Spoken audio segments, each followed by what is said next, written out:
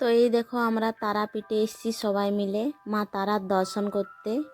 তো এসেই দেখি প্রচণ্ড ভিড়। তো বাইরে থেকে যতটুকু পেরেছি শ্যুট করেছি।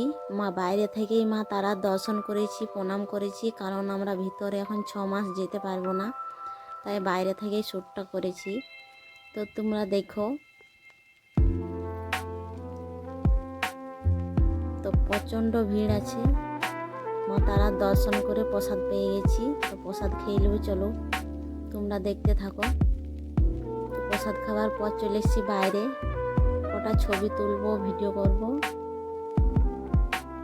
তারপরে হচ্ছে শ্মশান দেখতে যাব। তো তোমরা দেখতেই পাচ্ছ ছবি তোলার জন্য রেডি হচ্ছে সবাই। তো চলো পুরো ভিডিওটা দেখো। জয় মা তারা।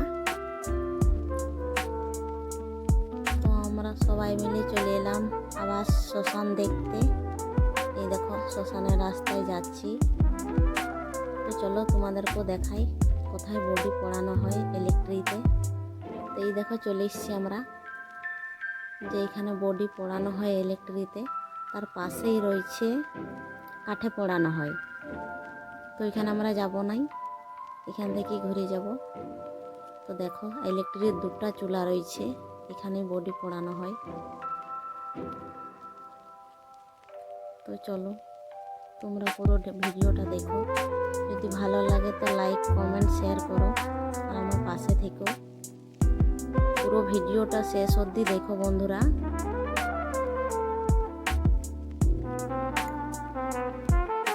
কোনো ভুল হয়ে গেলে পুরো ভিডিওটা মানিয়ে গুছিয়ে দেখে নিও, আমাকে ক্ষমা করে দিও।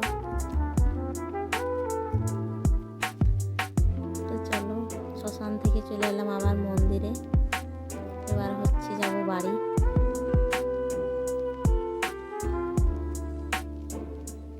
তো চলো চলে এসেছি বাইরে মন্দিরের, এবার হচ্ছে যাব গাড়ির কাছে, যেখানে আমাদের গাড়ি আছে।